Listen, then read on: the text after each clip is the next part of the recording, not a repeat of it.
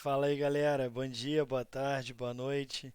Então, dando continuidade àquilo que a gente está falando das características gerais ali sobre metazoa, que eu falei um pouco sobre simetria, sobre a formação do blastóporo, que vai originar a boca ou o ânus. A gente vai falar mais especificamente disso durante o desenvolvimento embrionário nessas fases iniciais. Porque, basicamente, pensa comigo, você tem um processo que é um processo de fecundação. O que vem a ser isso? É o processo de formação de um novo indivíduo.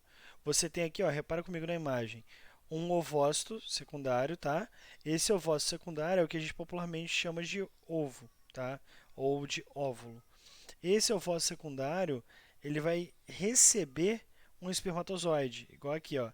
Esse espermatozoide está fecundando esse ovócito.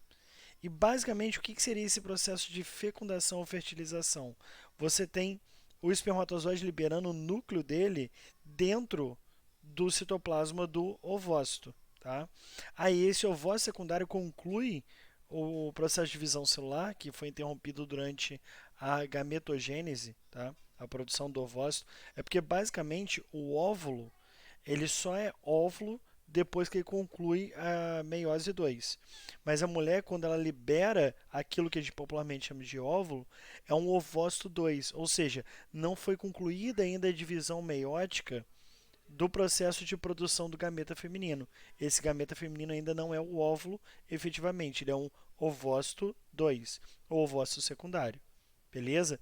Mas quando o espermatozoide fecunda, esse ovócito, ele conclui esse processo de meiose e dá origem ao óvulo e agora já é um óvulo fecundado. Repare que existem dois núcleos aqui, ó, dentro desse ovócito 2 que agora já é um óvulo, né? Dentro desse óvulo agora existe a fusão desses núcleos, tá? A fusão desses núcleos, tanto do núcleo que veio do espermatozoide quanto o próprio núcleo do óvulo, é chamado de cariogamia. E após essa cariogamia, essa fusão dos núcleos, existe a formação do zigoto, beleza? O zigoto também é chamado de célula-ovo, tá? Que é a primeira célula de um novo organismo, beleza?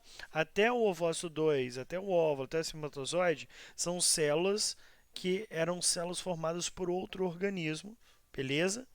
E esse zigoto já é a célula original que vai dar origem ao novo organismo. Aí começa-se um processo de clivagem. Você tem a primeira clivagem, que num período de 36 horas após a fecundação, já produz uma massa celular formada por duas células. Beleza? Então, clivagem é como se fosse uma divisão celular, só que você não tem aumento do volume da célula. Repare que o formato que eu tenho dessa célula zigoto aqui e o mesmo volume que eu tenho dessa célula zigoto é a mesmo o volume, o mesmo formato que eu tenho desse estágio de duas células. Tá? Esse estágio de duas células seria basicamente ele é formado a partir de um processo de clivagem, tá? Ele é um estágio intermediário para a formação do que a gente chama de mórula, tá? Esse processo de produção da mórula é o que a gente chama de morulação.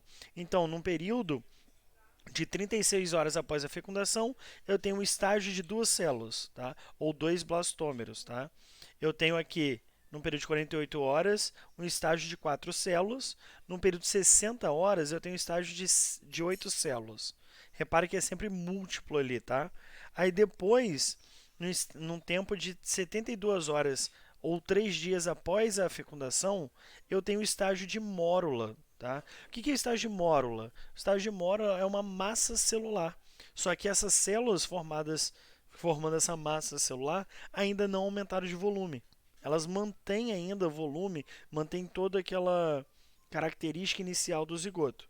Beleza? E isso daí são chamados de células tronco, tá? Essas células compõem tanto o estágio de duas células, quatro células, oito células, até o estágio de mórula, tá? Que pode ter de 16 até 32 células. Aí, logo após a morulação, ocorre uma etapa que a gente chama de blastulação. O que é uma blastulação? É a formação da blástula, tá? A blástula ou blastocisto, né, é justamente isso daqui que vocês estão enxergando. Ó. Isso aqui é um corte que existiu, tá? Sem o corte, você vê como se fosse uma massa celular. Só que agora, o que era uma massa celular sólida, completamente preenchida, que era a mórula, agora se torna uma massa celular com uma cavidade no meio, tá? Que é justamente isso daqui que é o blastocisto. Essa cavidade do meio do blastocisto é chamada de blastocele, tá? Essas células que são visíveis externamente do blastocisto são chamadas de trofoblastos, tá? E essas células com cores diferentes, elas não têm efetivamente essa cor diferente. A gente faz isso para critérios didáticos, tá? Mas essas células aqui, que estão internas, são as células do embrioblasto, tá? Repara aqui nessa outra imagem, a formação dessa massa celular interna, que a gente chama de embrioblasto, são as células germinativas do embrião, isso que é o embrioblasto, em torno de 4 a 5 dias após a fecundação, tá? Aqui é a mesma representação da de baixo, só trouxe a imagem de baixo porque ela é para mim mais didática. Aqui seria a cavidade do blastocisto, tá? Que é chamada de blastocele. E aqui essa parede, que é a parede externa que a gente observa, revestindo esse blastocisto, que é chamado de trofoblasto, tá? E repara que entre o oitavo e o 14º dia após a fecundação, existe um processo chamado de nidação ou nidificação. O que é isso? É quando esse blastocisto ele vai se alocar, digamos assim, ele vai se prender, ele vai se juntar à parede interna do útero, que a gente chama de endométrio, tá? Aí você repara aqui que as células do trofoblasto começam a penetrar no endométrio e se juntar a esse epitélio do útero que é o endométrio. Beleza? Mais ou menos dessa maneira aqui. A grande questão é, isso daí, que é a blastulação, vai dar origem a um próximo processo que é a gastrulação. Repara aqui comigo. Aqui eu tenho desde o início ó, o zigoto, que é uma célula única. Você tem aqui um estágio de 8 células, que é esse daqui, que ocorre, essa divisão não é mitose nem meiose ainda, é chamada de clivagem, que é uma divisão celular que não existe aumento do volume da célula, existe a manutenção do volume total do zigoto original. Então, olha só, existiram clivagens até o ponto da formação de um estágio de 8 células. Continuou-se a clivagem até a formação da blástula. Nicolas, mas não existe a morulação antes? Existe, aqui ele está simplificando. Formou-se a blástula, você consegue ver aqui um corte dela mostrando a blastocele. E aqui, após a blástula, tá? Ocorreu já a morulação, ocorreu a blastulação. Da blástula em diante, ocorre um processo chamado de gastrulação, que é isso que vocês estão vendo aqui. Ó. É como se eu pegasse uma bexiga, tipo uma bexiga de aniversário, um balão de aniversário, colocasse os dedos juntos aqui e apertasse ela para cima. Formaria tipo como se fosse um balão mesmo, tá? Isso daqui, ó, é a gástrula, tá? Aqui o processo de formação da gástrula é a gastrulação, beleza? E isso daqui efetivamente é a gástrula. Aqui eu tenho uma outra imagem da gastrulação mostrando com detalhe o que acontece, o que acontece para a formação da mesoderma, tá? Basicamente, lembra aquilo que eu falei para vocês? Existem organismos diblásticos e organismos triblásticos. Nos organismos que têm 3 folhetos embrionários, tá? Três tecidos embrionários, existe a mesoderma, a endoderma e a ectoderma. Essa ectoderma e mesoderma, ou ectoderma e mesoderme, elas são originadas primeiro.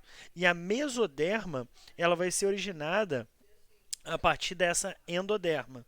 Tá? Essas células da endoderma que podem se desprender e formar a mesoderma, ou células da mesoderma que vão começar um processo de evaginação e posteriormente vão se desprender. Beleza? Mas basicamente seria essa imagem que você tem em corte.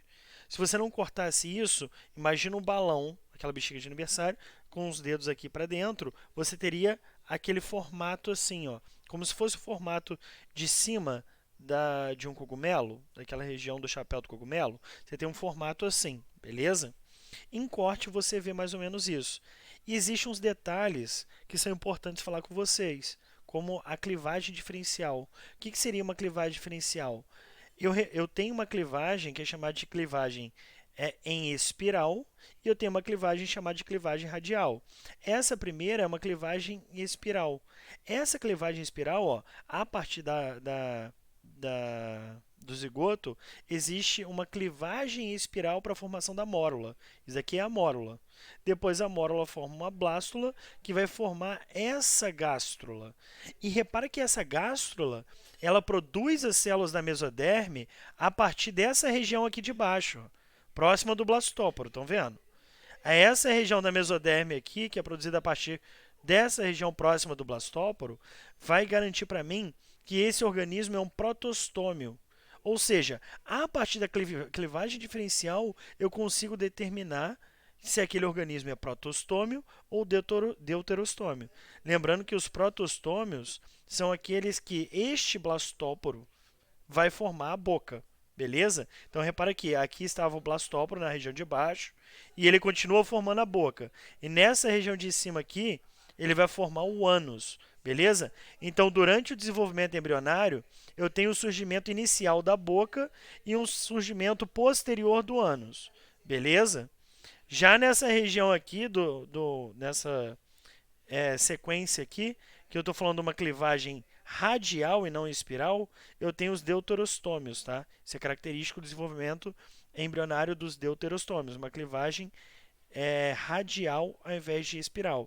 Então repara que o que surge na mesoderme, ela não surge dessa região aqui próximo do blastômero. Ela surge a partir de invaginações da endoderme. E essa invaginação, logo ela se desprende e forma o celoma. Beleza? Essa cavidade que você está vendo aqui no meio, e essa cavidade que você está vendo aqui no meio, é a cavidade celomática, tá? É um celoma verdadeiro, que ele é delimitado somente pela mesoderme. Beleza? Só que olha a diferença nessa daqui de baixo, que são os deuterostômios. Aqui eu tenho um blastóporo, nessa região de baixo. E o blastóporo formou aqui embaixo o ânus. E posteriormente surge no desenvolvimento embrionário o orifício bucal, tá? Então, em critérios comparativos, eu enxergo basicamente isso daqui, ó. Nesse número 1 aqui, o blastóporo origina a boca e o ânus forma-se secundariamente. Blastóporo aqui formou a boca. Você tem o intestino primitivo aqui, que vai dar origem ao futuro intestino, e aqui você vai ter o futuro ânus, tá? Aí você tem, nesse tipo de organismo, que é um organismo protostomado ou protostômio, a clivagem é espiral. Olha como é que você enxerga lateralmente a morulação e aqui superiormente a morulação. É uma clivagem em espiral. Beleza? E o celoma, ele vai ser formado através de divisões que vão células se desprendendo daquela região de baixo, próxima do blastóporo, tá? Dessa região aqui. Eu chamo esses organismos que têm celoma verdadeiro, que são protostomados, eles são esquizocélicos ou esquizocelomados. Por quê? Perdão, o celoma deles é formado a partir de uma divisão esquizocélica, beleza? São essas células que vão se desprender dessa região próxima aqui da parte do blastóporo, tá? Já nesse outro aqui, que eu tenho o blastóporo originando o ânus e a boca forma-se secundariamente, ó, blastóporo aqui, aqui eu tenho a abertura da boca, aqui o intestino primitivo que vai dar origem a um futuro intestino, e aqui, perdão, aqui não seria a parte da boca, seria a parte do ânus. Aqui o intestino primitivo, que vai dar origem a um futuro intestino, e aqui a boca, que é formada secundariamente. Nesse caso aqui, a clivagem que você observa na morulação, ela é radial, ela não é em espiral, igual nesse outro caso aqui, beleza? E a formação do celoma é diferente. O celoma se forma por invaginações da endoderme. E depois, secundariamente, essas invaginações se desprendem da endoderme, tá? Aí, essa formação do celoma verdadeiro por invaginação é chamada de enterocélico, tá? Esse célico vem de celoma. Entero vem de interno, de intestino, tá? Ele é formado a partir desse tecido que é a endoderme, que vai formar o revestimento do intestino. Então, por isso que ele é enterocélico, tá? Ou enterocelomado. Esse daqui, que é esquizocélico ou esquizocelomado, essas células da mesoderme que vão compor o celoma, elas são formadas são desprendidos a partir dessa região aqui de baixo, tá? Próximo ao blastóporo. Basicamente, isso aqui são critérios comparativos de protostômios e deuterostômios. Eles são diferentes em relação à formação da boca e do ânus, a partir do blastóporo. Protostômios formam a boca a partir do blastóporo. Deuterostômios formam o ânus a partir do blastóporo. Tá? Eles são diferentes em relação à clivagem durante a morulação. Tá? Os protostômios têm clivagem espiral, os deuterostômios têm clivagem radial. E eles são diferentes de acordo com a formação do celoma. Tá? Os protostômios são esquizocelomados, tá? São esquizocélicos. Já os deuterostômios são enterocelomados, são enterocélicos. Beleza? Deuterostômio enterocélico, protostômios esquizocélicos. Beleza, galera? Vou fechar por aqui, concluindo essa nossa parte aí de embriologia, de características gerais de metazoa. Nossas próximas aulas aí, a gente vai trabalhar a parte dos filos, beleza? Dentro de zoofisiologia. Valeu, galera. Um grande abraço aí e bons estudos.